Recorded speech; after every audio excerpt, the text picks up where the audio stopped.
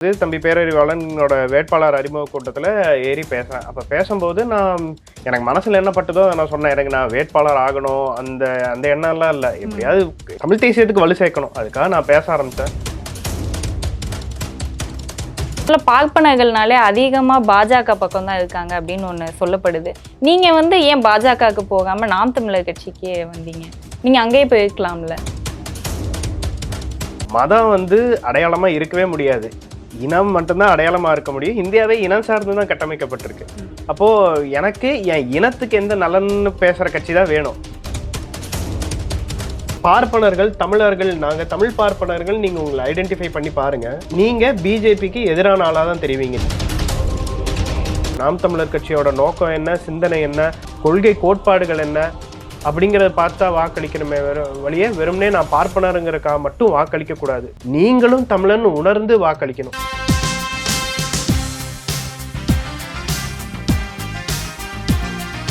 வணக்கம், இது அரசியல் பேசு பாட்காஸ்டோட முதல் அத்தியாயம். இந்த பாட்காஸ்ட்ல வர காலங்களில் நம்ம சமூக பிரச்சனைகள், மக்கள் பிரச்சனைகள், அரசியல் நிலவரங்கள் இதெல்லாம் பற்றி பேசுவோம். இதோட தொடக்கமாக இன்னைக்கு நாம் தமிழர் கட்சியோட மயிலாப்பூர் தொகுதி வெற்றி வேட்பாளர் அண்ணன் அருண் அவர்கள் நம்மளோட இணைந்து வைக்கிறார். வணக்கம். வணக்கம். எப்படி இருக்கீங்க? நலமா இருக்கேன். நானும் நலமா இருக்கேன், ரொம்ப சந்தோஷம். நான் முதல்ல உங்களை நீங்கள் எக்ஸ் தளத்தில் ஒரு வீடியோ பதிவு போட்டிருந்தீங்க. இந்த மாதிரி கோயம்புத்தூர் பொதுக்கூட்டத்தில் நான் தான் சீமான் சொன்ன பார்ப்பன கடப்பாறை, ஒன் ஆஃப் த கடப்பாறை தான் நான், இன்னும் நிறைய பேர் வருவாங்க அப்படின்னு. அதுக்கப்புறம் ஒரு 2 வீக்ஸ்க்கு அப்புறம் நீங்கள் மயிலாப்பூர் தொகுதியோட கேண்டிடேட்டாக அனௌன்ஸ் பண்ணப்படுறீங்க. எப்படி இந்த டிரான்ஸ்ஃபர்மேஷன், உங்களோட பயணம் டுவர்ட்ஸ் நாம் தமிழர் கட்சி, இதெல்லாம் பற்றி சொல்லுங்கள். நான் கட்சியில் 2023 இணைகிறேன். இணைஞ்சு கட்சிக்காக வேலை செய்கிறேன். அப்போ 2024 தேர்தல், நாடாளுமன்ற தேர்தல் நடக்குது. அதுக்கு கலாமணி அக்காவுக்காக வேலை செய்கிறேன். அப்போ ஐடி விங் பொறுப்பில் இருக்கேன். தொகுதியோட ஐடி விங் பேஜஸை ஹேண்டில் பண்ணுறேன். ஃபேஸ்புக் அண்ட் இன்ஸ்டாகிராம் பேஜஸ் இருக்குது, அது ஹேண்டில் பண்ணுறேன். அது போக சமூக ஊடகத்தில் இயங்குறேன். முகம் காட்டியெல்லாம் அப்போ பேசினது கிடையாது. ஜஸ்ட் அண்ணனோட காணொலிகளாக இருக்கலாம், இல்லை தொகுதியில் நடக்கிற பரப்புரைகள், இதையெல்லாம் கட் பண்ணி போடுற வேலையை செஞ்சுட்டு இருந்தேன். ஆனால் அப்புறம் 2026 தேர்தல் வரும்போது அப்போது ஏன்னா முன்னாடியே வேட்பாளராக அறிவிச்சிட்டாங்க. இவங்க கலாமணி அவங்களே இருக்கட்டும், இல்லை தம்பி பேரறிவாளனாக இருக்கட்டும், இவங்களெல்லாம் முன்னாடியே வேட்பாளராக அறிவிச்சிட்டாங்க. அதனால எங்களுக்கு போதுமான அளவுக்கு நேரம் இருந்தது முன்னாடியே களத்துக்கு போகிறதுக்கு. அதனால களத்தில் களப்பணி செய்கிறோம். அப்படி வாக்கு சேகரித்து வீடு வீடாக போய் வாக்கு சேகரிக்கிறது அதையெல்லாம் பண்ணிகிட்டு இருக்கேன் கவுண்டம்பாளையம் தொகுதிக்காக. அது போக நான் என்ன நினச்சேன்னா, இதோட மட்டும் நிறுத்திடக்கூடாது, வெறும்னே வீடியோஸ் எடிட் பண்ணுறதோட என்னோட வேலை முடிஞ்சிடக்கூடாது, இல்லை சமூக ஊடகத்தில் இயங்குறதோட வேலை முடிஞ்சிடக்கூடாதுன்னு நான் நினைக்கிறேன். அப்போது சரி, நிறைய களப்பணியில் இன்வால்வ் பண்ணணும்னு நினச்சிங்க? ஆமாம், களத்துக்கு போகிறேன். ஆக்சுவலாக அப்போ தெருவாக போய் இறங்கி வாக்கு சேகரிக்கவும் போகிறேன். ஆனால் அது மட்டும் எனக்கு போதும் தோணலை. எனக்கு சொல்ல வேண்டிய கருத்துக்கள் சில இருந்தது. அதை நான் பேசுகிற அந்த கருத்துக்கள் நாம் தமிழர் கட்சிக்கு, தமிழ் தேசியத்துக்கு, என் தம்பி பேரறிவாளனுக்கு எல்லாம் ஏதோ ஒரு விதத்தில் வலு சேர்க்கணும் அப்படிங்கிற ஒரு எண்ணத்தில் நான் மேடை ஏறி பேசலாம்னு நினச்சேன். அப்படி ஒரு வாய்ப்பு சரியாக அமைஞ்சது. தம்பி பேரறிவாளனோட வேட்பாளர் அறிமுக கூட்டத்தில் ஏறி பேசுகிறேன். அப்போ பேசும்போது எனக்கு மனசில் என்ன பட்டுதோ நான் சொன்னேன். எனக்கு நான் வேட்பாளர் ஆகணும் அந்த அந்த எண்ணம்லாம் இல்லை. எப்படியாவது தமிழ் தேசியத்துக்கு வலு சேர்க்கணும், அதுக்காக நான் பேச ஆரம்பித்தேன். அப்படி பேசினது ஏதோ ஒரு விதத்தில் தலைமைக்கு போய் சேர்ந்து, அதுக்கப்புறம் தலைமை அணுகி பேசி அப்படி தான் வேட்பாளரானேன். நான் எனக்கு அதில் முன்னாடி ரெஸ்ட்ரிக்ஷன்ஸ் எல்லாம் இருந்தது. சரி, இது எப்படி செட் ஆகுமா?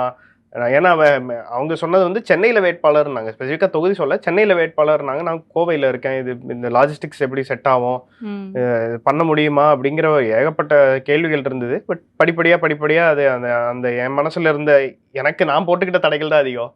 என் மனசில் இருக்கிற தடைகள்லாம் தாண்டி அப்புறம் என்ன உற்றார் உறவினர் அவங்கெல்லாம் எதுவுமே தடையே சொல்லாமல் அதை அக்செப்ட் பண்ணிக்கிட்டாங்க. அதுக்கப்புறம் நவ் திஸ் இஸ் வேர் ஐ ஆம். ஓகே, முதல்ல எனக்கு இதை பற்றி பார்ப்பனர்கள்னாலே அதிகமாக பாஜக பக்கம் தான் இருக்காங்க அப்படின்னு ஒன்று சொல்லப்படுது. நீங்கள் ஏன் பாஜகவுக்கு போகாமல் நாம் தமிழர் கட்சிக்கு வந்தீங்க? நீங்கள் அங்கேயே போயிருக்கலாம்ல. நான் என்ன பார்ப்பனராக அடையாளப்படுத்திக்கிறத விட நான் என்ன தமிழன்னு அடையாளப்படுத்திக்கணும் தான். இல்லை, நான் கேள்விகளை நீங்கள் பார்ப்பனர்னு வைக்கிறது பொதுவா இந்த நெகட்டிவை உடைக்கணும், அதுக்காக தான் நான் சொல்றேன். தவிர்த்து there is no identification of caste, we are all Tamils தான் என்னோட. நான் என்ன ஃபர்ஸ்ட் தமிழன்னா தான் பார்க்குறேன். அப்போ எனக்கு நேராக எனக்கு உடனே அங்கே ஒரு ஒவ்வாமை வர்றது காரணம் என்னன்னா, நான் அதை வந்து ஒரு வட இந்திய கட்சியா பாக்குறேன். அது ஒரு ஹிந்திக்காரங்க கட்சியா தான் பாக்குறேன். அது என்னைக்கும் தமிழ்நாட்டுக்கு தமிழர்களுக்கான கட்சியாலாம் நான் பார்க்கல. ஏன் தமிழ்நாடுல வந்து அண்ணாமலை அவர்கள் இருக்காங்க, இவங்கெல்லாம் தமிழர்கள் தானே, ஏன் நீங்க வடநாட்டு கட்சின்னு சொல்றீங்க பாஜக? ஊசி தங்கத்திலேயே இருந்தாலும் எடுத்து கடல குத்திக்க முடியாது இல்லையா? அவங்களோட தத்துவம் என்ன? இப்போ அவங்க என்னங்கிறாங்க, மதம் தான் அடையாளங்கிறாங்க. நான் என்ன நினைக்கிறேன்னா இனம் தான் அடையாளம்னு நினைக்கிறேன். ஸோ ஃபண்டமெண்டலாவே அங்க ஒரு டிஃபரன்ஸ் இருக்குன்னு நான் ஃபீல் பண்றேன். மதம் வந்து அடையாளமா இருக்கவே முடியாது, இனம் மட்டும்தான் அடையாளமா இருக்க முடியும். இந்தியாவே இனம் சார்ந்து தான் கட்டமைக்கப்பட்டிருக்கு. அப்போ எனக்கு என் இனத்துக்கு எந்த நலன்னு பேசுற கட்சி தான் வேணும். சரி, ஒருவேளை பாஜக தமிழர் இனம் சார்ந்து இன நலனே பேசினாலும் எனக்கு அப்பவும் அவங்க வட இந்திய கட்சியா ஒரு டெல்லி கட்சியா தான் தெரியறாங்க. எனக்கு காங்கிரஸ் எப்படி தெரியுதோ அதே மாதிரிதான் பாஜகவும் தெரியுது. காங்கிரஸ் மேல அதீத வன்மம் இருக்கு, ஏன்னா ஈழப்படுகொலையை நடத்திட்டாங்கன்னு. இவங்க மேல அந்த அளவுக்கு எனக்கு வன்மம் இல்லைன்னாலும் எனக்கு ஒவ்வாமை உண்டு. இவங்களோட எப்படி சேர்றது, இவங்களை எப்படி நான் நட்பு சக்தியாவோ இல்லை இவங்க நமக்கான ஆள்னு எனக்கு தோணலை. எனக்கு சீமானன்னு பார்த்தாதான் இவர் எனக்கான ஆள்னு தோணுச்சு. அதனால நான் நாம் தமிழர் கட்சியில பயணிக்கிறேன். இது நீங்க சொல்லும் போது சீமான் அவர்கள் பார்க்கும்போது எனக்கான ஆள்னு சொல்றீங்களே, சீமான் அவர்கள் மட்டும்தான் தமிழ்நாடு அரசியல் தலைவர்கள்ல வந்து தமிழ் பேசும் பார்ப்பனர்கள் வந்து தமிழர்கள் அப்படின்னு சொல்லியிருக்காரு. நிறைய ஆய்வாளர்கள் சொன்னாலுமே அவர் தான் அரசியல் தளத்துல வந்து முதல்ல சொன்னவர். இதை நீங்க எப்படி பாக்குறீங்க? இது எவ்வளவு பெரிய விஷயம்? ஆமாமா, நான் வந்து அண்ணன் பேசின அந்த காணொலி 2010, 11, 12 அப்ப பழைய ராவணன் குடில் செட்டப்ல, அதாவது அந்த தச்சு செட்டப்ல இருக்கும். அந்த இடத்துல இருந்து அண்ணன் பேசின காணொலிகள்ல இருந்தே நான் அதை ஃபாலோ பண்றேன், நான் பாக்குறேன். அவரு என்ன சொல்லியிருப்பாருன்னா, பார்ப்பனர்கள் தமிழ் பார்ப்பனர்கள் தமிழர்கள் தான், அவங்கள நானும் கைவிட்டுட்டா அப்புறம் யாரு தான் அவங்களுக்கு ஆதரவா நிற்பாங்கன்னு பேசியிருப்பாரு. அது எனக்கு என்னன்னா, நான் தமிழ் தேசியத்தை ஏத்துக்கிட்டு நாம் தமிழர்ல பயணிக்க ஆரம்பிச்சதுக்கு அப்புறம் எனக்கு அந்த பழைய காணொலிகளும் அண்ணனோட அந்த கருத்து வந்து பயன்பட்டது. ஏன்னா நான் வந்து என்னோட உறவினர்கள்ட்டான்லாம் நான் நாம் தமிழர் கட்சியில இருக்கேனோ இல்லை தமிழ் தேசியத்துக்கு ஆதரவா நான் அவங்ககிட்ட பேசுறேன், இல்லை நீங்க இப்படிதான் சிந்திக்கணும், இனமா தான் சிந்திக்கணும் அப்படின்லாம் சொல்லும் போது அவங்க வந்து அவங்களுக்கு என்ன கொண்டு போய் சேர்க்கப்பட்டிருக்குன்னா, அதுக்கு முன்னாடி அண்ணன் வந்து திராவிட இயக்க மேடைகள்ல பேசின காணொலிகள் தான் கொண்டு போய் சேர்க்கப்பட்டிருக்கு. அதனால ஆமா, அதான் இல்ல, கடவுள்களுக்கு எதிராக பேசின காணொலிகள் கொண்டு போய் சேர்க்கப்பட்டிருக்கு. அப்போ இப்ப கிருஷ்ணனை பத்தியோ முருகனை பத்தியோ இவங்களை பத்தி அண்ணா அப்ப அதாவது திராவிட மேடைகள்ல இருந்து பேசின காணொலிகள் கொண்டு போய் சேர்க்கப்பட்டிருக்கு. அதனால அவங்களுக்கு ஒரு ஒவ்வாமை இருந்தது. அப்ப நான் அதை பேசி புரிய வைக்கிறேன். பாருங்க, அப்ப அவரோட ஐடியாலஜிக்கல் ஸ்டாண்ட் வேறையா இருக்கு, அப்ப அப்படி பேசுறாரு. ஐடியாலஜிக்கல் ஸ்டாண்டு ஈழப்படுகொலைக்கு அப்புறம் மாறுது. அப்புறம் ஈழப்படுகொலைக்கு அப்புறம் அவர் ஐடியாலஜிக்கல் ஸ்டாண்டு மாறினதுக்கு அப்புறம் அவர் என்ன பேசியிருக்காருன்னு நீங்க கவனிங்க. அவர் ரொம்ப ஆரம்ப காலத்துல இருந்தே தமிழ் பார்ப்பனர்களுக்கு ஆதரவா தான் இருக்காரு. ஏன்னா அவர் இன அரசியல் செய்யணும்னு நினைக்கிறாரு. இன அரசியல் செய்யணும்னா எல்லாரையும் ஒன்னா சேர்த்துதான் இனத்துக்கான விடுதலை அடைய முடியும், நாடு அடைய முடியும். அப்ப யாரையும் விலைக்கு பிரிச்சு பார்க்கணுங்கிற எண்ணம் இல்லை. இதெல்லாம் நான் சொல்றேன் என் சொந்தக்காரங்களுக்கு சொல்லும் போது இந்த காணொலிகள்லாம் எடுத்து கொண்டு போய் காட்டுறேன். பாருங்க, அண்ணன் இப்படிதான் பேசியிருக்காரு, இதுதான் உண்மை, நீங்க யாரோ கொண்டு வந்து வச்சு நம்பக்கூடாது அப்படிங்கிறதெல்லாம் சொல்றேன். அப்ப ஏகப்பட்ட முரண்கள் வரும். அதையெல்லாம் கடந்தும் அதை நான் பேசிட்டே தான் இருந்திருக்கேன். இப்போ வரைக்குமே என் கூட முரண்படுற உறவினர்கள்லாம் உண்டு. ஆனா அது சிக்கல் இல்லை. நான் எனக்கு எது சரின்னு படுதோ என் மனசாட்சிக்கு உட்பட்டு நான் இப்படி பயணிச்சா சரியா இருக்கும்னு நினைக்கிறேன். அதே தான் அண்ணங்கிட்டையும் பார்க்குறேன். ஸோ நான் அதனால என் உறவினர்களுக்கெல்லாம் இந்த காணொலி ஆதாரங்கள் தான் வந்துட்டு கன்வின்ஸ் பண்றதுக்கு யூஸ் ஆகுதுன்னு நான் நினைக்கிறேன்.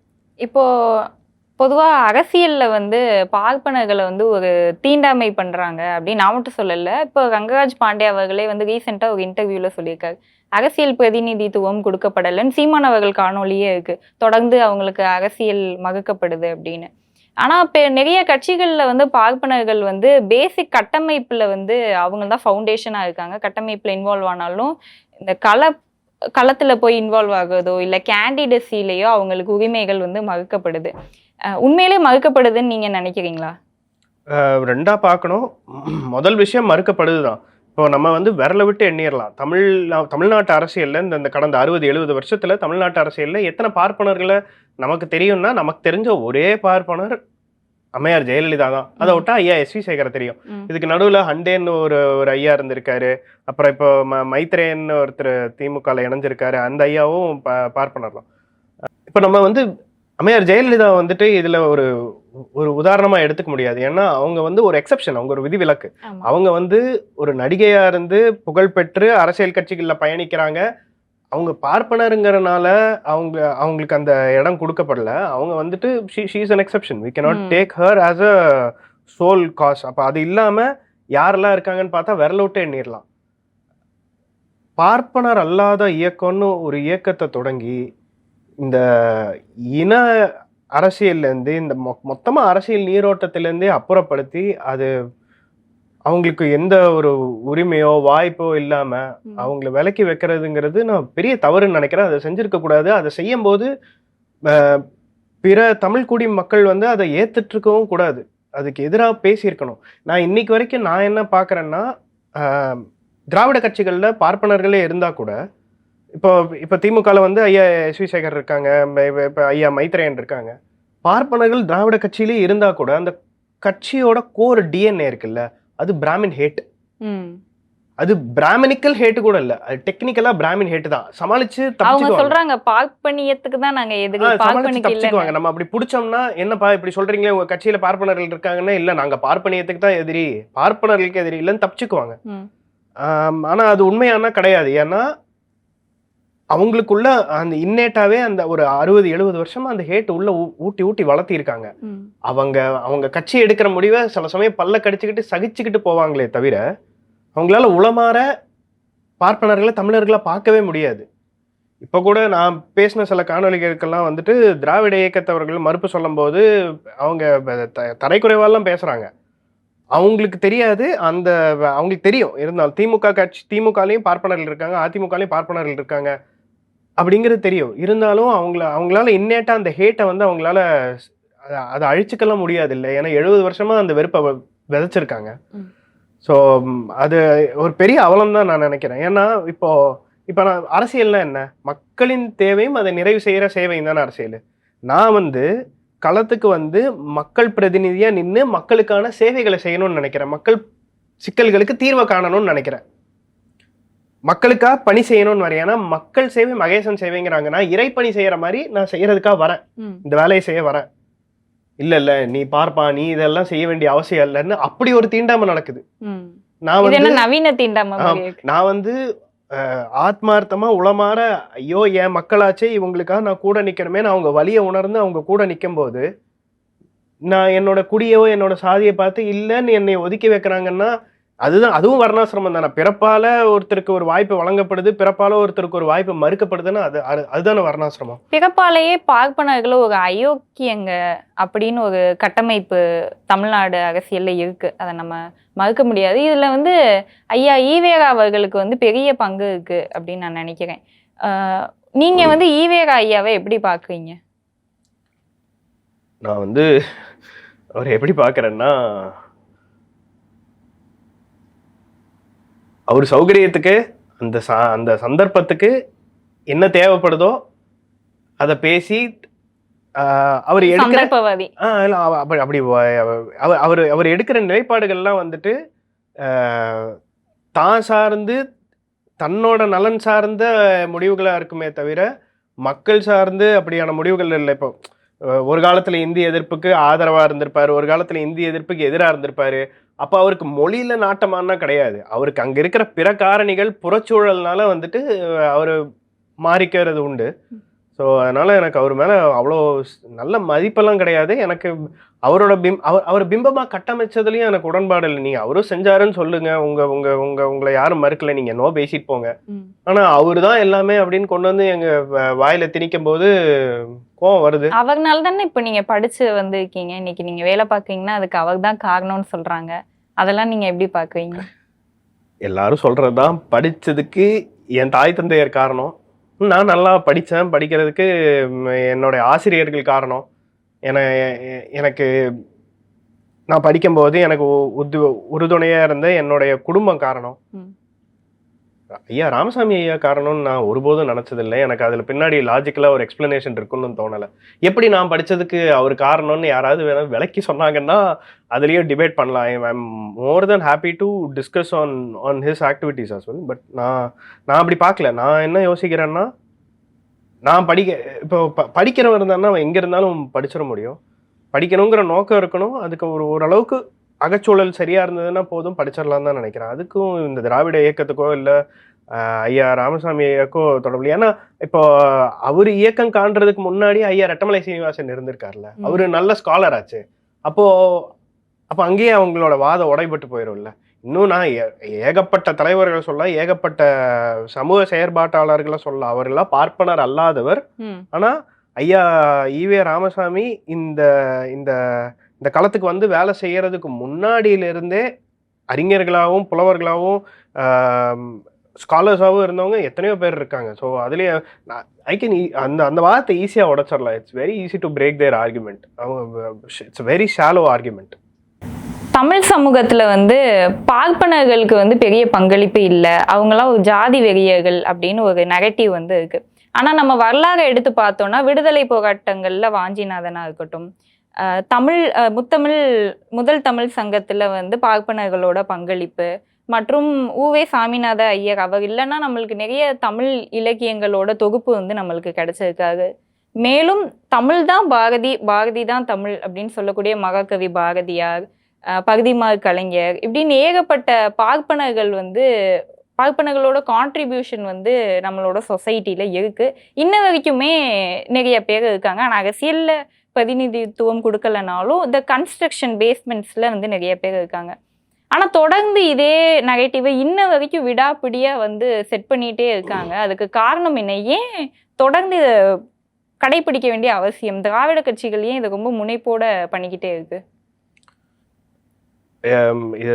இது யார் செஞ்சாலும் ஏத்துக்கலாம். அது திராவிட கட்சிகள் செய்யறதுக்கான அருகதையோ தகுதியோ இல்லைன்னு நான் நினைக்கிறேன். ஏன்னா இன்னைக்கு இருக்கிற திராவிட கட்சிகள் விஜயநகர பேரரசோட ஒரு நீட்சி. இந்த விஜயநகர பேரரசு ஆட்சிக்கு வர அதாவது தமிழ்நாட்டில் ஆட்சி அதிகாரத்துக்கு வரும்போது தான் சமஸ்கிருதத்தை வலுக்கட்டாயமாக திணிக்கிறாங்க. அவங்களுக்கு தமிழ் வந்து ஒரு இழிவான மொழியாக தெரியுது. அப்போது அவங்க வந்து சமஸ்கிருதத்தை வலிஞ்சு திணிக்கிறாங்க. அப்போ வேற வழியே இல்லாமல் பார்ப்பனர்கள், கோயிலில் பணி செய்கிற பார்ப்பனர்கள் வேற வழியே இல்லாமல் தமிழை கற்றுக்க வேண்டிய ஒரு நிலைக்கு தள்ளப்படுறாங்க. அப்புறம் மந்திரங்கள் சமஸ்கிருதத்தில் ஓதப்படுறது இதெல்லாம் நடக்குது. ஸோ இந்த மைய நீரோட்டத்திலேருந்து முதல்ல பார்ப்பனர்களை பிரிக்கிற வேலையை நடந்ததே விஜயநகர பேரரசுல தான். அப்போ பார்ப்பனர்களோட தாய்மொழி தமிழ் கிடையாது, சமஸ்கிருதம்னு சொல்லப்படுதே, அப்படி கிடையாது. இல்ல, சமஸ்கிருதம் மக்களால உருவாக்கப்பட்ட ஒரு மொழி, அது இயல்பா தோன்றின ஒரு மொழி கிடையாது. சமஸ்கிருதத்தை தாய்மொழியா கொண்டவர்கள் மிக மிக குறைவு. தமிழ் பார்ப்பனர்களோட தாய்மொழி தமிழ் தான். இப்போ நான் 2 விதமா பாக்குறேன். நான் எப்படி சொல்லலாம்னா, 2 தியரி இருக்கு. பார்ப்பனர்கள் வெளியிலேருந்து வந்தாங்க, அப்படி வரும்போது தாங்களும் பிராமணர்கள் தான், அதான் நாங்களும் பேரமணர்கள் தான் சொல்லிட்டு தங்களை தாங்களே பார்ப்பனர்கள்னு அறிவிச்சுக்கிட்டாங்க அப்படிங்கிற ஒரு கருத்து இருக்கு. அப்ப ஏற்கனவே இங்க இருந்த அந்தணர்களை அவங்களும் பார்ப்பனர்கள் தான், வெளியிலேருந்து வந்தவர்களும் பார்ப்பனர்கள்ங்கிற ஒரு ஆர்குமெண்ட்டே வச்சுக்கிட்டா கூட, இந்த வெளியிலேருந்து வந்தது எப்போ நடந்ததுன்னா கிட்டத்தட்ட 2000 வருஷத்துக்கு முன்னாடி, 2500லேருந்து 2000 வருஷத்துக்கு முன்னாடி நடக்குது. 7 தலைமுறைக்கு அப்புறம் மரபணு மாறிடுங்கிறாங்க. 2000 வருஷமா இருக்கும். விஜயநகர பேரரசு வர்றதுக்கு இப்போ பாண்டிய மன்னர் ஆட்சி அப்போவோ இல்லை சேர மன்னர் ஆட்சி அப்போவோ கோயிலுக்குள்ள நீங்கள் எந்த பார்ப்பனராக இருந்தாலும் சரி, கோயிலுக்குள்ள தமிழில் தான் வேதங்கள் மந்திரங்கள் ஓதப்பட்டது. அப்படி இருக்கும்போது எனக்கு வாய்மொழியாகவும் தாய்மொழியாகவும் இருக்கிறது தமிழ் தான். எனக்கு கனவு தமிழில் தான் வருது. என்னால் சமஸ்கிருதத்தை என் தாய்மொழியெல்லாம் என்னால் ஏற்றுக்க முடியல. அதுவும் ஒரு மொழி, அப்படி வேணா பார்க்கலாமே தவிர அதுதான் என்னோட தாய்மொழி அப்படின்லாம் சொல்றதுக்கு எனக்கு மனசு வரல. என்னோட தாய்மொழி தமிழ் தான். ஒரு வழிபாட்டு மொழியா தான் வந்து சமஸ்கிருதம் இருக்கு. ஆமா ஆமா. ஆனாலும் தொடர்ந்து ஏன் இந்த வெறுப்பை வந்து இன்ன வரைக்கும் கடைபிடிக்குது திராவிட இயக்கங்கள்? அவங்க ஏன் இந்த வெறுப்பை உமிழ்றாங்கன்னா, இந்த பூச்சாண்டியை காட்டி யாரு இந்த வெறும் 1.5% 3% இருக்கிற இந்த மக்களை பூச்சாண்டியா காமிச்சு என்ன செய்யணும்னு நினைக்கிறாங்கன்னா, பிற தமிழ் குடிகளுக்குள் நடுவுல பிளவு உண்டு பண்றாங்க.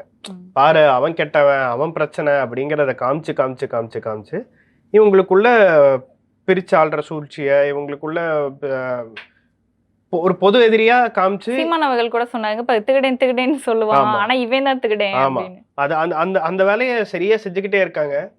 நம்மளும் அந்த நரேட்டிவை உடைச்சிருக்கலாம். நமக்கு ஏன்டா வம்புங்கிற ஒரு ஆட்டிடியூட்ல இருந்ததுனால. இப்போ ஒரு காலத்துல இந்த திராவிட இயக்கவாதிகள் என்ன செய்வாங்கன்னா, போய் பூணூலை அறுக்கிறது, குடுமையை அறுக்கிறதெல்லாம் செய்வாங்க. அப்போ ஒருத்தரோட பூணூலை அறுக்கும் போதே ஒரு 10லேருந்து ஒரு 20 பார்ப்பனர்கள் ஒண்ணா சேர்ந்து எதிர்த்து நின்று யார் பூணூலை யாரா இருக்கிறது அப்படிங்கிற கேள்வியோட எதிர்ப்பு மனநிலையை காமிச்சிருந்தா அது அங்கேயே சால்வ் ஆயிருக்கும், அது அங்கேயே செட்டில் ஆயிருக்கும். ஆனா அதுக்கு விட்டு இடம் விடாம நமக்கே வம்பு, நமக்கே இந்த பிரச்சனைன்னு கடந்து போக அவங்க தே டுக் இட் ஃபார் கிராண்டட். அப்போ ரொம்ப சகிப்புத்தன்மை அதிகமாயிடுச்சு. பூணூலை அறுக்கிறதா இருக்கட்டும், குடுமையா இருக்கிறதா இருக்கட்டும். இப்ப நான் சொல்றேன், எனக்கு பூணூலும் இல்லை, என் தலையில குடுமையும் இல்லை, சண்டை செய்யலாம், எனக்கு அதுல எந்த பிரச்சனையும் இல்லை. நான் இந்த இந்த கட்டமைப்பை உடைச்சுதான் ஆகணும், அது வேற வழி இல்லை. அந்த கட்டமைப்பை உடைக்கணும். நோய் நாடி நோய் முதல் நாடிம்பாங்கல்ல, இது எங்க ஆரம்பிக்குது? விஜயநகர பேரரசு காலத்துல ஆரம்பிக்குது. அதோட நீட்சியா இருக்கிற அந்த திராவிட கட்சிகளை மறுபடியும் அதே பார்ப்பனர்களால மட்டும்தான் வீழ்த்த முடியும். அதை உறுதியா செஞ்சு முடிப்போம். நான் வந்து அதை ஒரு பார்ப்பனரா செய்யணும்னு நினைக்கல, நான் ஒரு தமிழனா செய்யணும்னு நினைக்கிறேன். நான் ஒரு தமிழனா இருந்தா I want to expose these people for their hypocrisy. அதை நான் உறுதியா செஞ்சு முடிப்பேன். ஏன்னா இவ்வளோ பார்ப்பன வெறுப்பெல்லாம் பேசுற ஐயா பெரியாருக்கு நண்பர் யாருன்னா ஐயா ராஜாஜி தான். அங்க மட்டும் அவங்க கரெக்டா இனமா சேர்ந்துக்கிறாங்க. அந்த பார்ப்பனரை ஏத்துக்குவாங்க. இல்ல கன்னடருங்கிறனாலயா என்னங்கிறது தெரியல. அவரே சொல்றாருல, அவர் கன்னடத்தை தாய்மொழியா கொண்டு, சோ அவங்களுக்குள்ள இனமா சேர்ந்துக்கிறதுல they don't have any problem. But நாம ஈனமா சேர்ந்து நின்னோம்னா, இல்ல பாரு அவன் பாரு பூச்சாண்டி அப்படின்னு அவன் காமிக்கும் போது, இப்போ எனக்கே வந்து ஒரு தாழ்வு மனப்பான்மை உண்டு.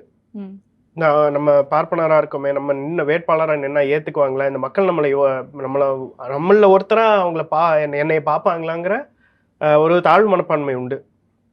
அப்பெல்லாம் நான் வந்துட்டு ஐயா ரெட்டமலை சீனிவாசன் அவர் சொன்னதை எந்த சொல்ல வச்சு இழிவு சொல்லுன்னு நினைக்கிறாங்களோ அதே எழுச்சி சொல்ல மாத்திரதான் உண்டு. அப்ப நான் மனசுக்குள்ள சொல்லிப்பேன், ஆமாண்டா நான் பாப்பாந்தாண்டா, நான் அப்படிதான்டா அரசியல் பேசுவேன், நான் இந்த மக்களுக்காக நான் வேலை செய்ய வந்திருக்கேன், இந்த மக்களுக்காக நான் மக்கள் பணி செய்யறதுக்காக அதை இறைப்பணியா செய்ய வந்திருக்கேன், அதை செஞ்சுதான் தீர்வேன், உங்களால் ஆனதை பாருங்கன்னு நான் சொல்ல வேண்டியது கடமையில் இருக்கேன். நீங்க சொல்லும் போது நான் பூனலை திறந்த பான் அப்படின்னு நீங்க ஏன் அது ஒரு ஜஸ்ட் ஒரு நூல் தானே, அதை போட்டிருக்கனால என்ன, ஏன் அதை நீங்க திறந்ததுக்கான காரணம் என்ன? ஒவ்வொருத்தருக்கும் ஒவ்வொரு சர்டன் டிகிரிஸ் ஆஃப் இன்ட்ரெஸ்ட் இருக்கும். இப்போ எனக்கு வந்து நான் ஒவ்வொருத்தரும் அவங்க மதம் சார்ந்த சம்பிரதாயங்களையும் அதை கடைபிடிக்கிறதுல வந்து மாறுபாடு இருக்கும். நான் வந்து ultimately I am an agnostic.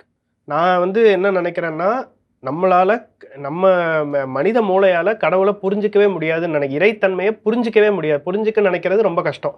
இப்போ வந்து தரையில போயிட்டு இருக்கிற ஒரு எறும்பு வந்து மனுஷன் ஏன் ஸ்கூலுக்கு போறான், மனுஷன் ஏன் படிக்கிறான், மனுஷன் ஏன் வேலைக்கு போறான், ஏன் கார் ஓட்டுறாங்கிறதெல்லாம் ஒரு எறும்பால எப்படி புரிஞ்சிக்கவே முடியாதோ, அதே மாதிரி நம்மளால இந்த அறிவால இறைத்தன்மையை முழுசா புரிஞ்சிக்க முடியுமான்னு முடியாது. மெய்யியல்ல நல்ல ஆழ்ந்த மெய்யியல் சிந்தனைக்குள்ள போனா நம்ம என்ன தெரிஞ்சுக்கலாம்னா, நமக்கு கடவுள் இருக்கா இல்லையான்னு தெரியாது அப்படிங்கிற அளவுக்கு தான் வந்து நிற்கும். You can accept that I can not comprehend the phenomenon of God அப்படிங்கிறது புரிஞ்சுக்கலாம். நம்ம எப்படி சொல்லலாம்னா, கடவுள் இருக்குன்னு சொல்றவங்க தீயிஸ்ட், கடவுள் இல்லைன்னு சொல்றவங்க ஏத்தியிஸ்ட், கடவுள் இருக்கா இல்லையான்னு தெரியலன்னு சொல்றேன் நான் ஆக்னாஸ்டிக். ஸோ தெரியாத விஷயத்த தெரியாதுன்னு தான் சொல்லணுமே தவிர, தெரியாத விஷயத்த இல்லைன்னு மறுக்கிறது பெரிய மூடத்தனம். ஸோ அதை செய்யக்கூடாது. நான் வந்து ஏன் இந்த இப்போ பூணூல் போடுறது இல்லைன்னா, எனக்கு அதில் பெரிய நாட்டம் இல்லை. நான் ரொம்ப இயல்பாக வளர்ந்த ஒரு ஆள், அதனால எனக்கு அந்த பூணூலை போட்டால் தான் நான் பார்ப்பனருங்க இல்லை. பார்ப்பனர்னா எந்தவித சொத்தும் சேர்க்காம யாசகம் பண்ணியே வாழ்ந்து இறைப்பணி செஞ்சு மக்களுக்கு நல்ல கருத்துக்களை சொல்லி ஒரு தியாகியா வாழ்ந்தா அவர் பார்ப்பனர். அது ஒரு நிலை, அது வந்து பிறப்பால வர்ற விஷயம் கிடையாது. ஆனா இன்னைக்கு இதை யாரு செஞ்சாலும் அவங்க பார்ப்பனர். அப்படிதான். அப்போ இது ஒரு பிறப்பால வர்ற ஒரு விஷயம்னே நான் சொல்ல மாட்டேன். பட் இன்னைக்கு அது பிறப்பால ஒரு விஷயமா மாற்றிருக்காங்க. இப்போ நாம் தமிழர் கட்சியில 6 பார்ப்பனர்கள் நிறுத்துறாங்க. ஒவ்வொருத்தருக்கும் varying degrees of religious sentiment இருக்கும். ஒருத்தர் வந்து ரொம்ப அந்த ஆச்சார அனுஷ்டானங்களை ரொம்ப உயிரா கடைபிடிக்கிறவங்க இருப்பாங்க. சிலர்லாம் என்ன சொல்லுவாங்க, இல்லை நான் இந்த அளவுல மட்டும் தான் பார்க்குறேன்னுவாங்க. என்ன மாதிரி ஆளுங்க வந்து நான் you know what I am. So நான் வந்து அது என்னோட தனிப்பட்ட என் மதம், என் இறை நம்பிக்கைங்கிறது இட்ஸ் மை பர்சனல் ஸ்பேஸ். அதை வந்துட்டு நான் அதே மாதிரிதான் எல்லாரும் இருக்கணுங்கிறது. நான் என்ன சொல்றேன்னா, நீங்க தமிழ் தேசியவாதியாவோ இல்ல தமிழ் இனத்துக்கு வேலை செய்யணும் இல்ல அப்படின்னு ஐடென்டிஃபை பண்றீங்கன்னு பூணூலை திறந்துதான் ஆகணுங்கிறதெல்லாம் என்னோட கருத்து. தான் நீங்க கட்சிக்குள்ள வரணுங்க அவசியம் அப்படி கிடையாது. இல்ல. அண்ட் அப்படி இருக்கணுங்கிற எந்த தேவையும் கிடையாது. டைம் இல்ல. அது ஏன் பர்சனல் சாய்ஸ். அதே மாதிரி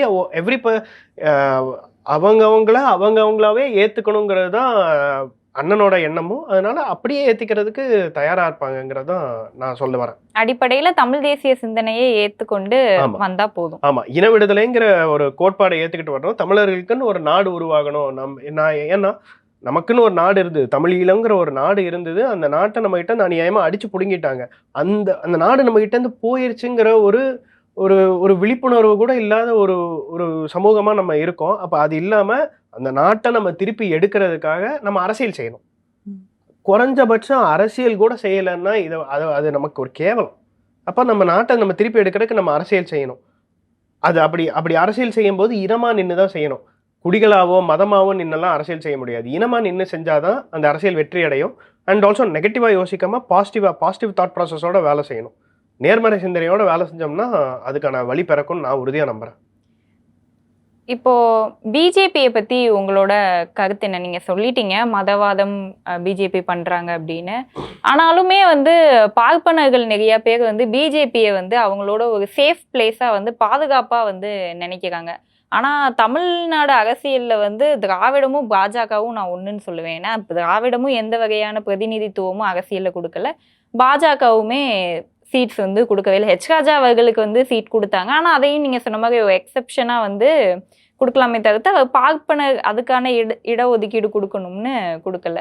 ஆனாலும் ஏன் தொடர்ந்து பாஜக பின்னாடியே பார்ப்பனர்கள் போறாங்க? ஐயா, ஹெச் ராஜாவும் தமிழ் பார்ப்பனர் இல்லை. மேபி அதனால சீட்டு கொடுத்துட்டாங்களா என்னவோ தெரியல. அவங்க அப்படி ஒரு ஒவ்வாமை இருக்கதான் செய்யுது. இப்போ நான் எப்படி பாக்குறேன்னா, ஐயா அண்ணாமலை இருக்கும்போது அந்த கட்சியில நடந்த சில விஷயங்களை நான் கவனிக்கும் போது எனக்கு தெரியுது, அது ஒரு பார்ப்பனர்களுக்கு ஆதரவான இயக்கம்லாம் இல்லை. மக்கள் ஒரு தவறான புரிதலில் இருக்காங்க. இதுக்கு 2 கிளியரான எடுத்துக்காட்டு ஒன்று திரு KT ராகவன்.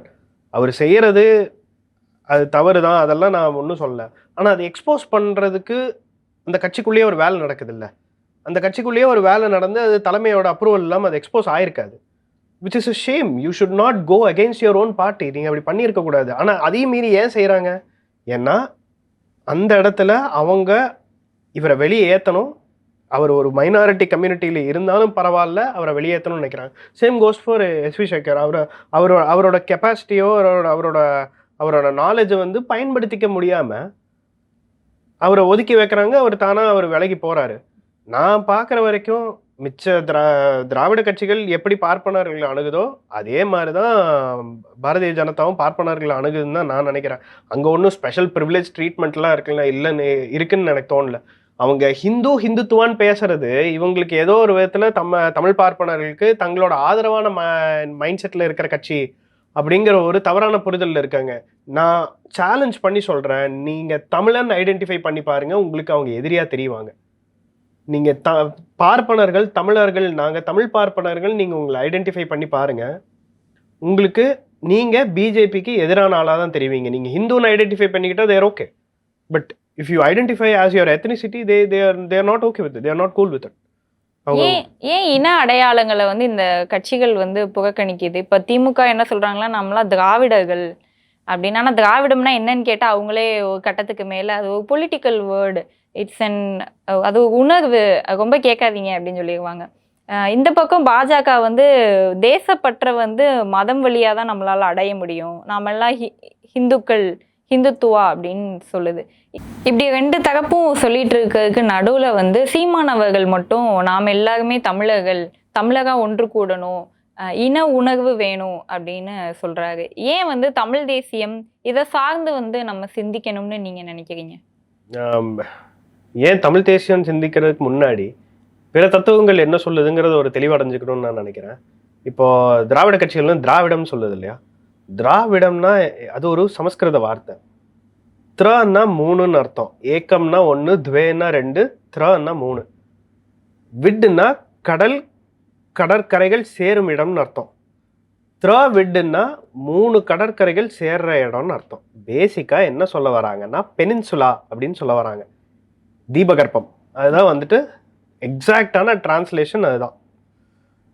இவங்க என்ன சொல்றாங்கன்னா, இந்த இந்தியன் பெனின்சுலால, இந்த இந்தியன் சப்கான்டினென்ட்ல, இந்த இந்தியன் பெனின்சுலால இருக்கிற மக்களை வந்து திராவிடம், அதுதான் ஆக்சுவலா பொருள் வர்றது அதுதான். ஸோ அது ஒரு இன வரையறையோ மொழி வரையறையோ கிடையாது. திராவிடம்ங்கிறது நிஜத்துல நிலத்தோட வரையறை தான். அதனால நீங்க பாத்தீங்கன்னா தெரியும், தென்னிந்திய நடிகர் சங்கம், சவுத் இந்தியா பேசிக்கா தென்னிந்திய நடிகர் சங்கம்னு இருக்கும். கோயம்புத்தூர்ல வந்து சிட்ரான்னு ஒன்று இருக்கு, south Indian textile research association ஒன்று இருக்கும். இதெல்லாம் சவுத் இந்தியா அப்படிங்கிற கான்செப்ட்ல வருது. ஸோ நமக்கு வர வேண்டிய முதல் கேள்வி என்னன்னா, நான் வந்து தமிழ்நாட்டுக்கு நான் அரசியல் பேசாம நான் ஏன் சவுத் இந்தியா அரசியல் பேசணுங்கிற ஒரு ஒவ்வாமை வருது. தமிழ்ல இருந்து தானே மற்ற மொழிகள் பிரிஞ்சிச்சு, அப்ப நம்ம எல்லாம் ஒரு இனம் தானே அப்படின்னு அவங்க சொல்றாங்க. ஆனா திராவிடம்ங்கிறது இன வரையறையே கிடையாது. இனம் பிரிஞ்சு மாறி திரிஞ்சு வேற இனமா மாறிட்டாங்க. அப்ப இன வரையறையே வந்து அங்க ஏற்புடையதில்லை, மொழி வரையறையே ஏற்புடையதில்லை. ஆக்சுவலா திராவிடம்னா அது ஒரு நில வரையறை தான், ஜாகிரபிக்கல் கான்டெக்ட்ல தான் அதை பார்க்கணும்.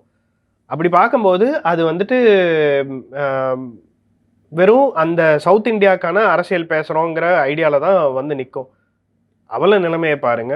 திராவிடர்களுக்கு திராவிடம்னா என்னன்னு ஒரு பார்ப்பனர் வந்து பாடம் எடுக்கிற நிலைமையில தான் அவங்க இருக்காங்க. சரி, ஆல்டர்னேட்டிவா ஹிந்துத்துவா அப்படின்னு சொல்றாங்கல்ல, அவங்க என்ன எதிர்பார்க்கறாங்க? அவங்க ஹிந்து கன்சாலிடேஷன் எதிர்பார்க்கறாங்க. மீனிங் ஹிந்துவா எல்லாரும் ஒன்னா சேரணும் அப்படின்னு நினைக்கிறாங்க. ஆனா ஒரு மனுஷனுக்கு மதம் தான் அடையாளம்னா கிடையாது, மனுஷனுக்கு இனம்தான் அடையாளம். இந்தியாவே இனங்களால ஆன ஒன்றியம் தான்.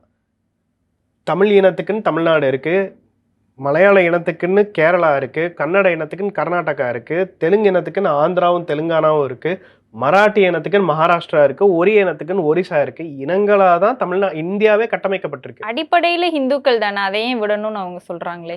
அடிப்படையில் அப்படி ஹிந்துக்கள்னா சொல்லிட முடியாது. அந்த ஹிந்து கன்சால்டேஷனே ஒரு இம்பாசிபிளான விஷயம் தான் நான் நினைக்கிறேன். அது வேணா வட இந்தியால முகலாய படையெடுப்புனால அது ஏற்புடையதா இருக்கலாம், அது அங்க நடக்கலாம். ஆனா அது இங்க நடக்கிறதுக்கு சாத்தியம் ரொம்ப கம்மி.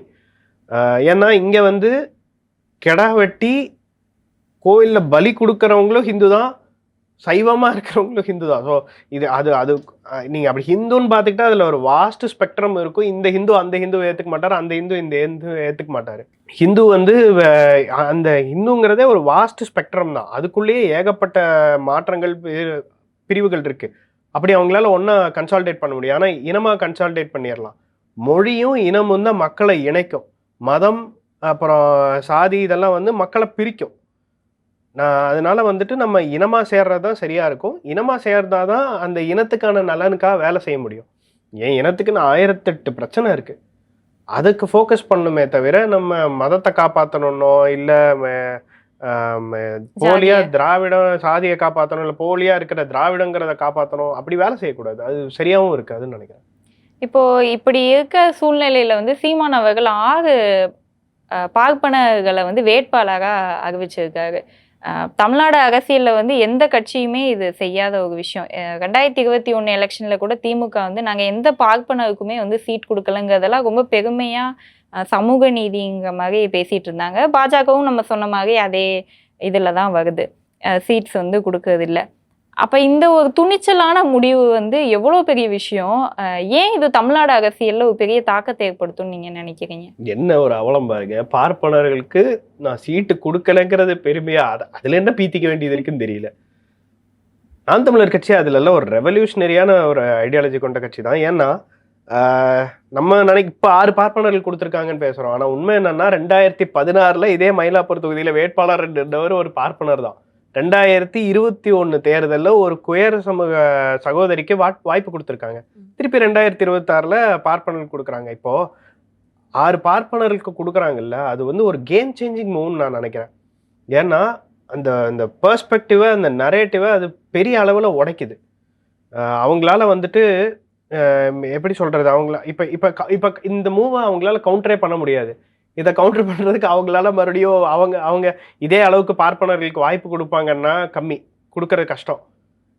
ஏன்னா அவங்களுக்கு ஏகப்பட்ட கூட்டணி கணக்குகள் சிக்கல்லாம் இருக்கும். நமக்கு அந்த சிக்கல்லாம் இல்லை. 234 தொகுதியிலே நாம் தமிழர் வேட்பாளர் தான், இஷ்டத்துக்கு பூந்து அடித்து விளையாடலாம். ஸோ 6 வேட்பாளர் கொடுக்கணும், இதுதான் சமூக நீதின்னு நினைக்கிறாங்க. அந்த சமூக நீதியை உண்மையாக நிலைநாட்டுறாங்க.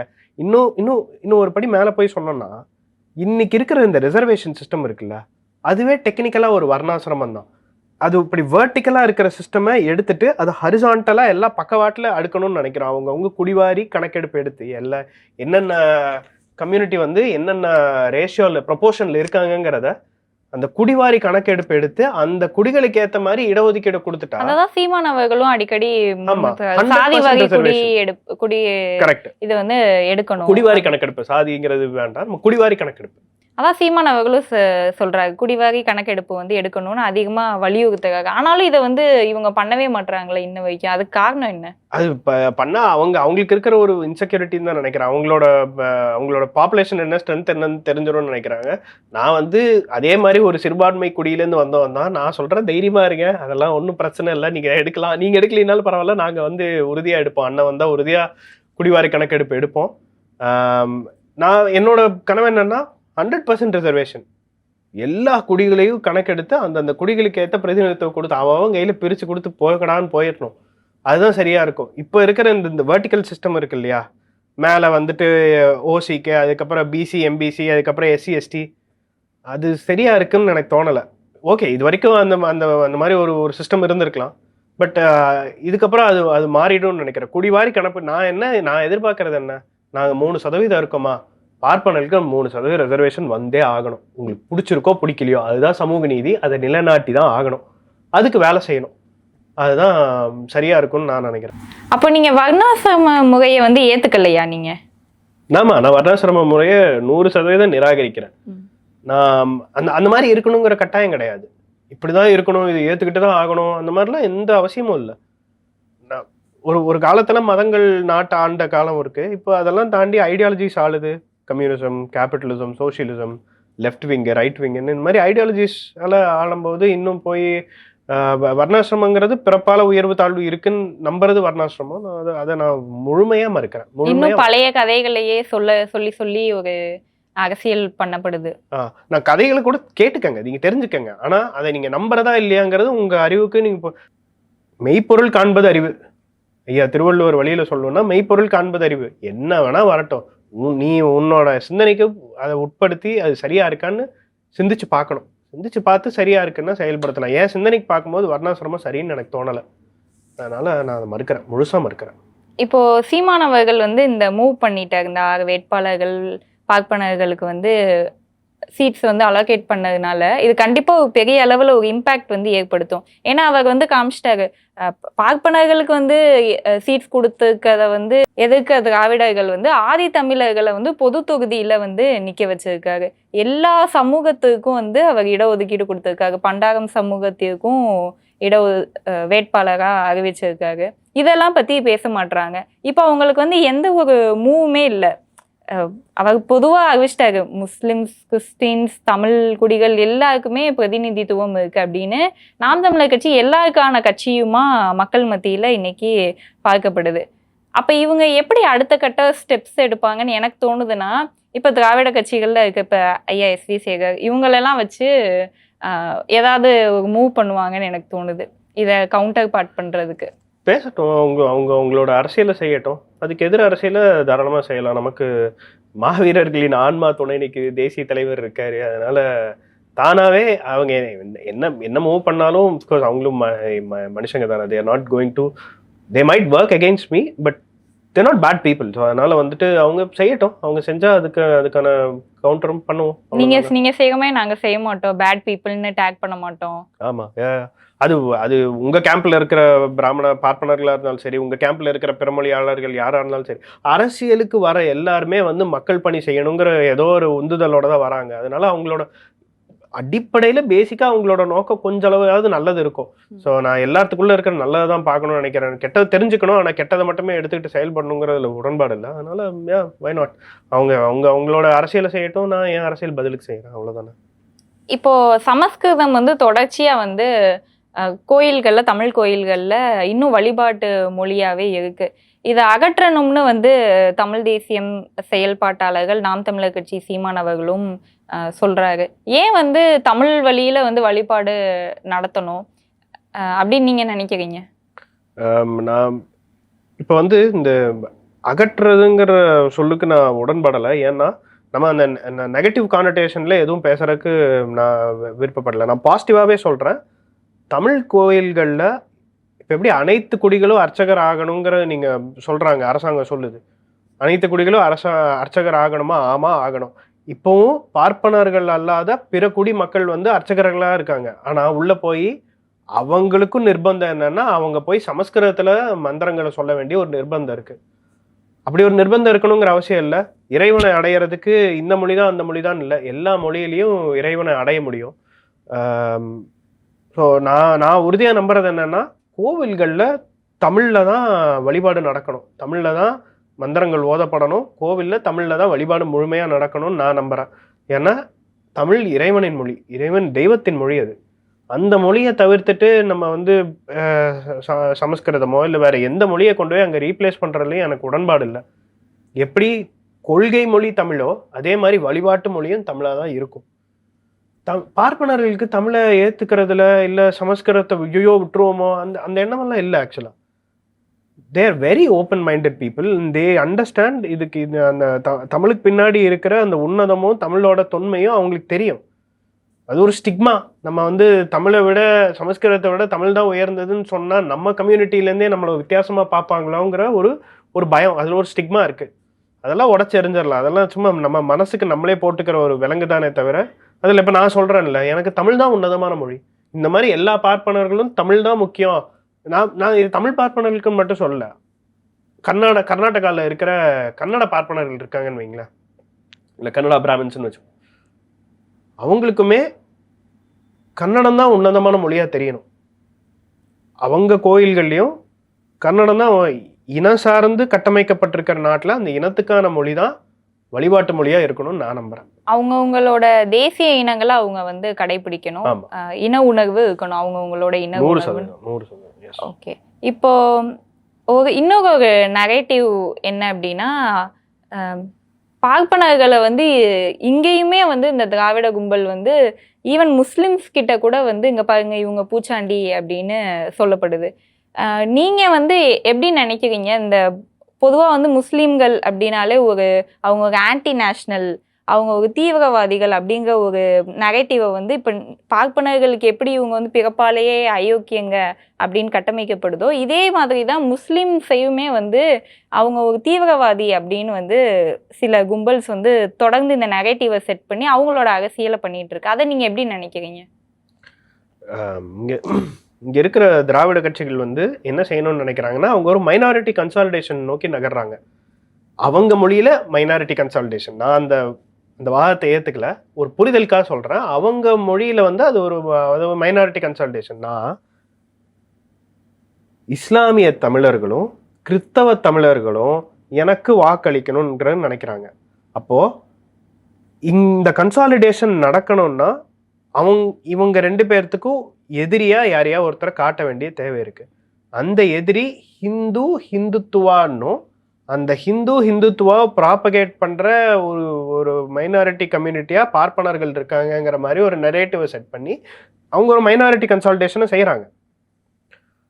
அது யாருக்கும் அது ஒன்றும் தெரியாமலாம் நடக்காது, அது இஸ்லாமியர்களுக்கும் தெரியும். தெரிஞ்சே வந்து அதுல அதான் இஸ்லாமிய தமிழர்களுக்கும் அது தெரியும், தெரியாம ஒன்றும் நடக்கல. ஆனாலும் அதுக்கு அவங்க சக்கமிங் டு இட், அது வேற வழி இல்லாம இல்லை அவங்களுக்கு for lack of a better alternative அதுக்கு அவங்க அக்செப்ட் பண்ணிக்கிறாங்க. அது அவங்களும் வேற மாதிரி மாற்றி யோசிக்க வேண்டிய ஒரு காலகட்டத்தில் தான் இருக்கும்னு நான் நினைக்கிறேன். பர்சனலாக என் வாழ்க்கையிலேருந்தே சொல்லலாம். நான் வந்துட்டு நான் காலேஜ் எல்லாம் முடிச்சுட்டு ஒரு 6-7 மாதம் வேலை இல்லாமல் இருந்தேன். அப்போ எனக்கு வந்துட்டு எங்கள் அப்பா வந்து அவரோட 2 வீலரை கொண்டு போய் சர்வீஸ்க்கு கொடுக்குற ஒரு ஒர்க் ஷாப்பில், அந்த ஒர்க் ஷாப்போட ஓனர் வந்து அவர் ஒரு இஸ்லாமிய தமிழர். ஏன் ஸ்பெசிஃபிக்காக இஸ்லாமிய தமிழர்னு சொல்கிறேன்னா, அங்கேயும் குடிகள் இருக்கு. எப்படி அப்படின்னா, இப்போ இஸ்லாமியர்களுக்குள்ளேயே ராவுத்தர், மரைக்காயர், லெப்பை இவங்களுக்கெல்லாம் தமிழ் தான் தாய்மொழி. தமிழை தாய்மொழியாக கொண்ட இஸ்லாமியர்கள் இருக்காங்க. இப்போ அவர்கிட்ட போய் நான் வந்து, அண்ணா நான் இந்த மாதிரி வேலை கற்றுக்கணும்னு நினைக்கிறேன், நான் இப்போ எனக்கு இதுக்கு சம்பளம் அதெல்லாம் வேண்டியது இல்லைன்னா ஒரு இன்ட்ரெஸ்ட் எனக்கு, நான் மெக்கானிக்கல் இன்ஜினியரிங் தான் முடிச்சிருக்கேன், ஸோ எனக்கு இதில் ஒரு இன்ட்ரெஸ்ட் இருக்குது அப்படிங்கிறதுனால எனக்கு வேலை கற்றுக்கணும்னு நினைக்கிறேன்னா நான் உங்களுக்கு உதவியாக இருக்கேன்னு சொல்லி அவர் கூட கிட்டத்தட்ட ஒரு 3-4 மாதம் பக்கம் வேலை செஞ்சுருப்பேன். அதுக்கப்புறம் எனக்கு வேலை கிடச்சி நான் வேற ஒரு பக்கம் போயிட்டேன். பட் இருந்தாலும் இன்னி வரைக்கும் எனக்கு ஒரு ஒரு அண்ணனா, எனக்கு ஒரு வெல்விஷரா இருந்து என்னோட நலன் சார்ந்து இயங்குற ஒரு ஆள் யாருன்னா, அவர் ஒரு இஸ்லாமிய தமிழர். அவரை நான் என்னைக்கும் ஒரு இஸ்லாமியர்ன்னு யோசிச்சதே கிடையாது. அவரு என்ன ஒரு ஹிந்துன்னுலாம் பார்த்ததே இல்லை. எனக்கு அடிப்படையில நாங்க எல்லாரும் ஒன்னாதான் இருக்கோம். நீங்க தான் வந்து எங்களை வந்து பிரிக்க முயற்சி பண்றீங்க. அவரை நினைக்கும் போது எனக்கு அப்பப்போ கண்ணுல தண்ணி நிக்கும். ஏன்னா ஒரு காலத்திலயும் என்ன வந்துட்டு அப்படி பிரிச்சு யோசிச்சதில்ல. அந்த வெறுப்பு உணர்வு அவர்கிட்ட இருந்தது கிடையாது. என்னோட ஒரு நல்ல நண்பர், எனக்கு ஒரு நல்ல அண்ணா. அப்போ ஒரு பார்ப்பனருக்கு ஒரு இஸ்லாமியர் அண்ணாவா இருக்கலாமான்னா, ஆமா இருக்கலாம். இது தமிழ்நாடு. இங்க எல்லாரும் சகோதர உணர்வோட வாழ்ற மக்கள் தான். இங்க யார் பிரிச்சாலும் நினைச்சாலும் சரி, அது காவி வேஷத்துல வந்து காவி வேஷ்டி கட்டிட்டு வந்து பிரிச்சாலும் நினைச்சாலும் சரி, இல்ல கருப்பு சிவப்பு வேஷ்டி கட்டிட்டு வந்து பிரிச்சாலும் நினைச்சாலும் சரி, அது நடக்காது. அதை தமிழா இனமா நின்று அதை உடைச்சு எறிவோம், உறுதியா எறிவோம். இல்ல இதே மாதிரி வந்து எப்படி பார்ப்பனர்கள் மேல இந்த தீண்டாமை செய்யப்படுதோ அதே மாதிரி முஸ்லிம்ஸ் தமிழ் இஸ்லாமியர்கள் மேலேயுமே வந்து, தமிழ் இஸ்லாமியர்கள்னு இல்லை, பொதுவாக இஸ்லாமியர்களே வந்து ஒரு தீவிரவாத நரேட்டிவ்ல வந்து செட் பண்றாங்க. அதையும் நீங்க என்ன நினைக்கிறீங்க? அது பியூர்லி நரேட்டிவ்னு தான் நினைக்கிறேன். இப்போ ஒரு தெருவுக்கு வந்து இறங்கி மக்கள் போராடுறாங்கன்னா, உங்களுக்கு வழி இல்லாம வந்து தெருவில் உட்கார மாட்டாங்க இல்லையா? அவங்க they're in pain and they're expressing their pain. நம்ம ஒரு சைடு நரேட்டிவை மட்டுமே பார்க்குறோன்னா, கோவை மாதிரி ஒரு சென்சிட்டிவான ஊர்லேருந்து வந்த ஆள் நம்ம ஒரு சைடு நரேட்டிவை மட்டுமே பார்க்குறோம். நம்ம இன்னொரு சைடு நரேட்டிவ் பார்க்கறது இல்லை.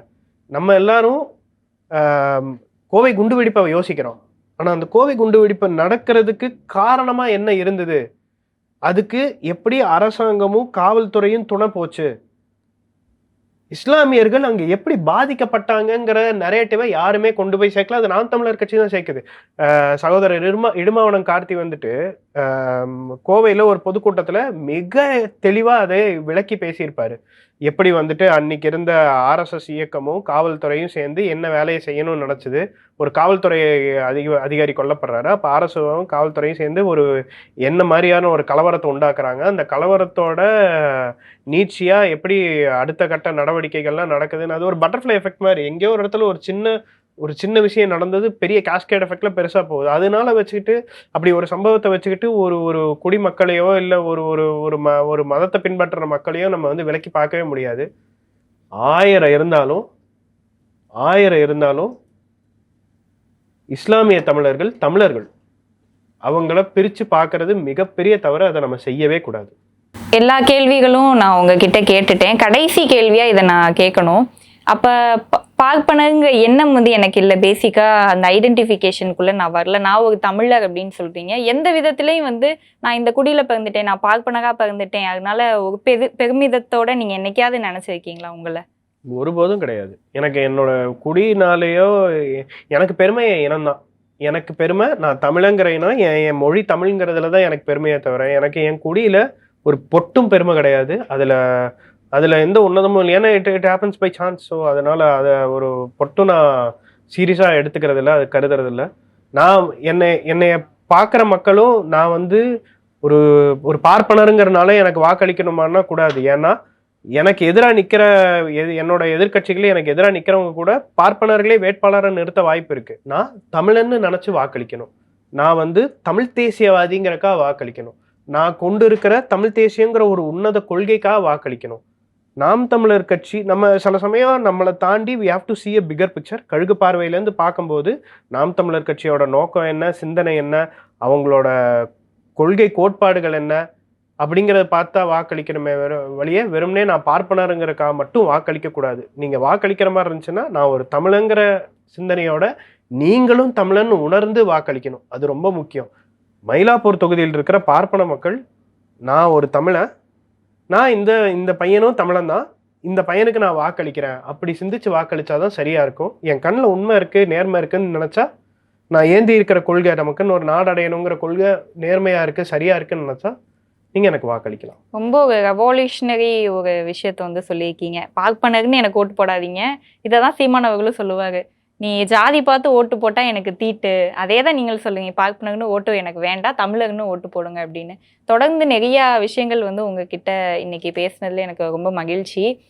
நீங்கள் போட்டியிடுற மயிலாப்பூர் தொகுதியில் ஒரு வெற்றி வேட்பாளராக நீங்கள் சட்டமன்றத்துக்குள்ளே போகணும், உங்களோட குரல் அங்கே ஓங்கி ஒலிக்கணும், தமிழ் தேசியத்தை நீங்கள் வந்து தமிழ்நாட்டில் வலுப்படுத்தணுங்கிற ஆசை என்ன தவிர எனக்கும் நிறைய பேருக்கும் வந்து இருக்குது. அதுக்கான வெற்றியை வந்து நீங்கள் கண்டிப்பாக பெறணும்னு நான் உங்களுக்கு வந்து வாழ்த்து தெரிவிக்கிறேன். நன்றி. மாவீரர்களோட ஆன்மா துணை நிற்கட்டும். தமிழ் தாய் வாழ்க, தலைவர் பிரபாகரன் வாழ்க, நாம் தமிழர்.